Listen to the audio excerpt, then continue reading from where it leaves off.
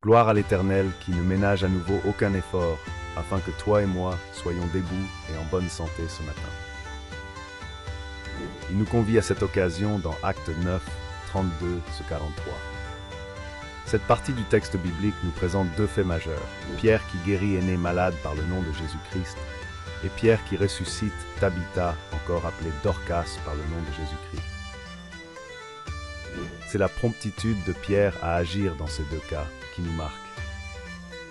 Quand on lui dit que Dorcas est décédée, il se lève directement et va voir de quoi il est question.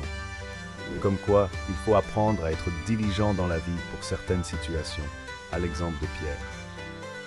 Frères et sœurs, l'attitude de Pierre à l'annonce de la mort de Tabitha ce matin nous marque tellement. Il agit diligemment, il se lève et va rapidement voir de quoi il est question. C'est un enseignement. Nous devons pouvoir agir diligemment lorsque nous avons un cas de sinistré sous la main. Car comment comprendre que pour un incendie, parfois nos sapeurs-pompiers n'arrivent que lorsque tout est déjà calciné, alors qu'ils avaient la possibilité d'arriver un peu plus tôt.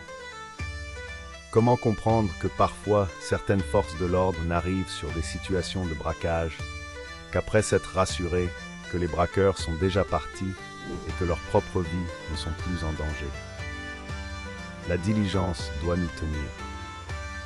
Des enfants qui n'interviennent pour leur mère malade que lorsqu'elle est déjà en agonie, alors qu'ils pouvaient agir longtemps avant et bien agir. La diligence doit nous tenir. Nous devons être diligents dans nos structures hospitalières lorsqu'on nous amène un malade, et non rester là à décorer nos hôpitaux avec ces malades gémissant à plein gosier sans secours.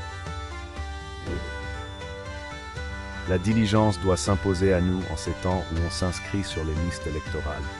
Allons nous inscrire sur les listes électorales afin de ne pas pleurer après alors que nous pouvions nous empêcher de pleurer.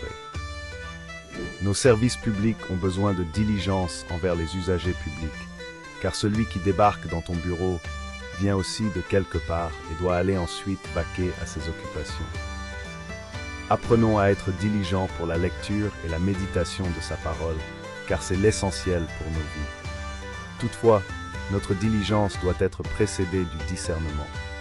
Avant d'être diligents, nous devons donc nous rassurer que cette diligence entre dans la volonté de Dieu. Seigneur, pardonne-nous pour toutes les fois où nous avons procrastiné alors que nous devions agir à l'instant. Apprends-nous à être diligents lorsque les situations le nécessitant se présentent à nous. Apprends-nous à agir promptement pour la gloire de Dieu et que la paresse et le laxisme ne soient plus notre partage au nom de Jésus-Christ. Que la diligence divine soit sur ta vie en cette journée au nom de Jésus-Christ. Shalom.